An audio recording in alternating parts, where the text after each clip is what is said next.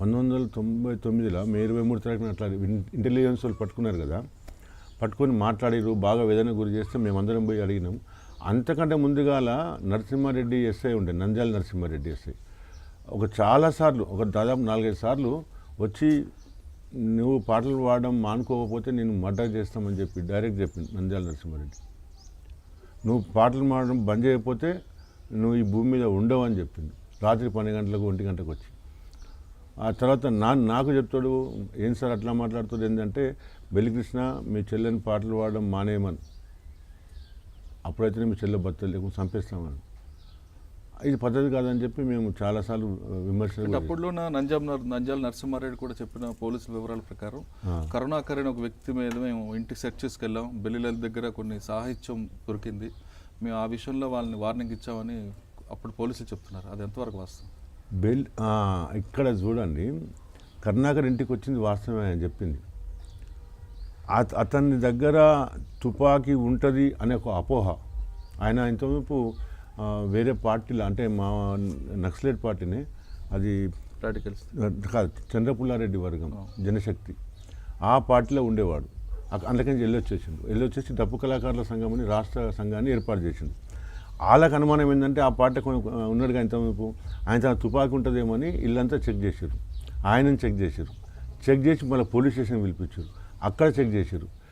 వాళ్ళకి నమ్మకం వచ్చేసింది, తన దాడి చేయొచ్చు ఈయన మీద, ఏ తుపాకీ లేదు అని. వాళ్ళకు, రౌడీలకు, ఆయన గ్యాంగ్కు ఇన్ఫర్మేషన్ ఇవ్వడానికే ఇదంతా. అంటే పోలీసులకు అనుకూలంగా, రౌడీలకు అనుకూలంగా, నయం గ్యాంగ్కి అనుకూలంగా ఈ పోలీసులు ఆడిన పన్నాగం అది. సాహిత్యం అంటే ఏముంటుంది సార్? ఇప్పుడు కమ్యూనిస్ట్ ప్రణాళిక ఉంది, అది నక్సలైట్ సాహిత్యమా? లేదు. అమ్మ పుస్తకం ఉంది, అది నక్సలైట్ సాహిత్యమా?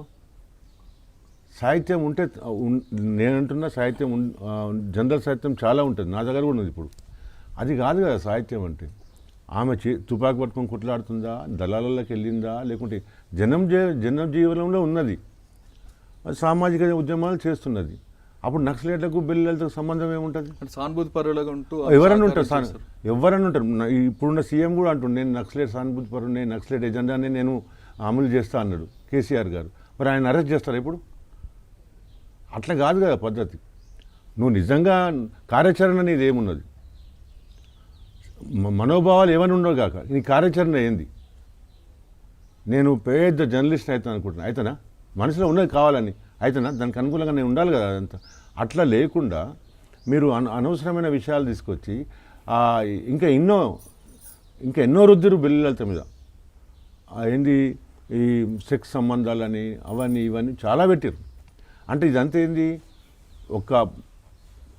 ఒక మనిషిని చంపాలనుకున్నప్పుడు అనేక రకమైన, అంటే కుక్కని పిచ్చి కుక్కని చేయాలి, పిచ్చి కుక్క అని చెప్పాలి. అట్లా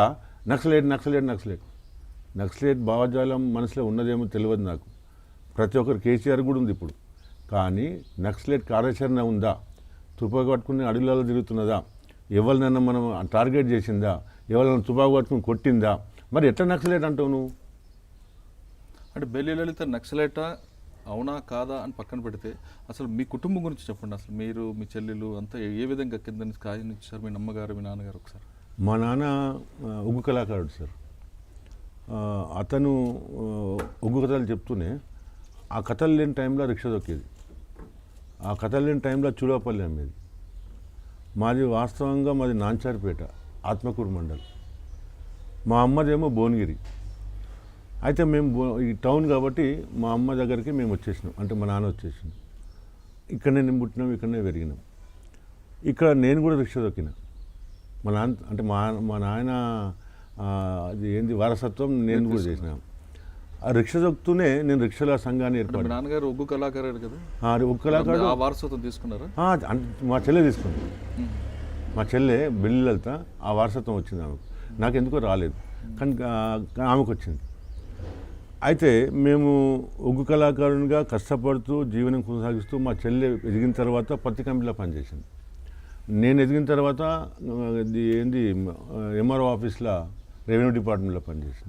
మా పని మనం పనిచేస్తూనే సామాజిక ఉద్యమాలలో గుట్కా మంచిది కాదురా నాయన, తినొద్దు అని చెప్పినాం. సారా తాగొద్దురా నాయన, చచ్చిపోతామని చెప్పినాం. చదువుకుంటున్నాయన తెలివి వస్తుందని చెప్పినాం.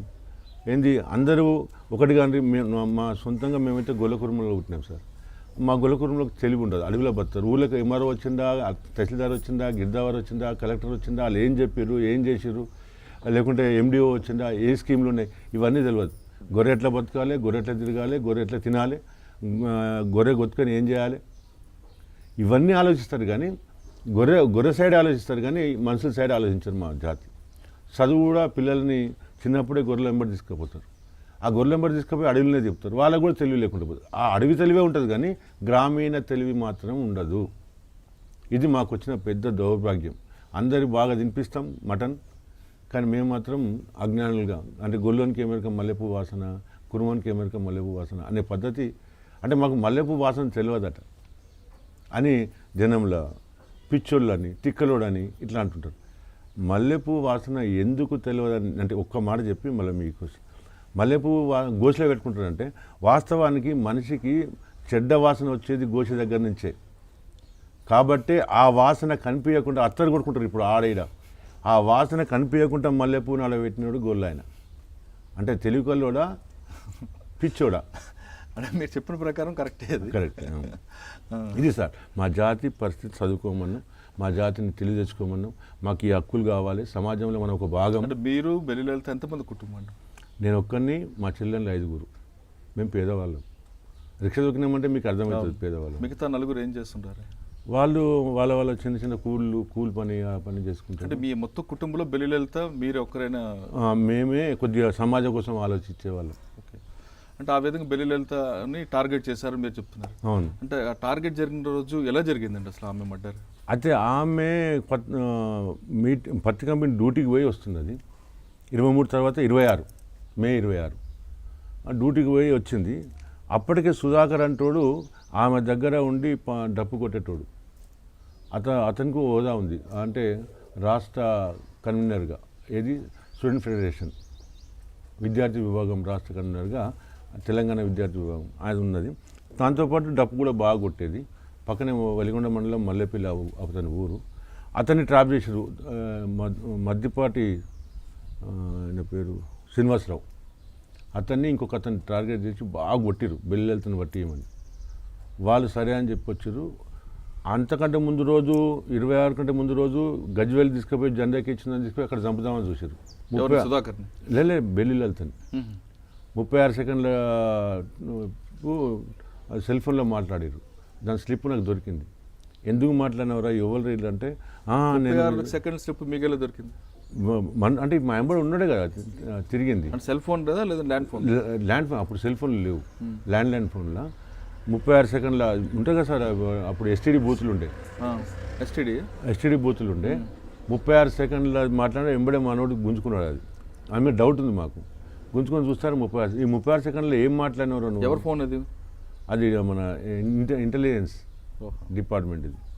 అది దాని తర్వాత ఎంక్వైరీ చేస్తే ఇంటెలిజెన్స్ డిపార్ట్మెంట్ ఫోన్ అని చెప్పింది. 36 సెకండ్లో ఏం మాట్లాడతాం సార్? ఏముండదు. ఎస్ఆర్ నో అని అనాలి, అంతే. అంతేనా? అంటే అంతకంటే ప్లాన్ ఉండాలి, అంతకంటే ముందే ప్లాన్ ఉండాలి. అన్ని ప్లాన్ ఫిక్స్ చేసుకున్న తర్వాత బెల్లిలలితను ఎక్కడ తీసుకురావాలి, ఏం చేయాలి, మీరు ఎక్కడ రావాలి, వాళ్ళు ఎక్కడికి వస్తారు, అంత ప్లాన్ ఫిట్ అయిన తర్వాత ఎస్ఆర్ నో అనే మాట మాట్లాడడానికి 36 సెకండ్లు ఉపయోగించు.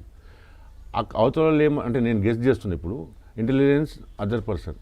ఆ ఇద్దరు మాటలు నేనేం గెస్ట్ చేస్తున్నంటే ఇప్పుడు కాదు తర్వాత, ఈ 2 మాటలు మాట్లాడాను అనుకుంటున్నాను. అందుకోసానికి బెల్లిలలిత అక్కడి నుంచి వచ్చేసింది. తర్వాత వాడు తెల్లారే సుధాకర్ అంటోడు ఇంటికాడికి వచ్చి ఉదయం 12 గంటలకు వచ్చి సాయంత్రం 4:30-5 గంటల దాకా వెయిట్ చేసింది ఆమె వచ్చేదాకా. వచ్చినాక ఆమెను తీసుకొని అక్క గిడి మనోళ్ళకి వచ్చి కలుద్దాం దాకా అని తెలంగాణ గురించి, తెలంగాణ జనసభలో పనిచేసింది. తెలంగాణ కోసం వచ్చింది మనోళ్ళు, కలుద్దాం అక్క అంటే సరే అని పోయింది. చెల్లె నేను ఇప్పుడే వస్తా, నువ్వు కోడిగుడ్ల కూర వండి పెట్టు, వచ్చినాక తిందాము అని అన్నది. ఇక అక్కడి నుంచి అటే మాయమైపోయింది.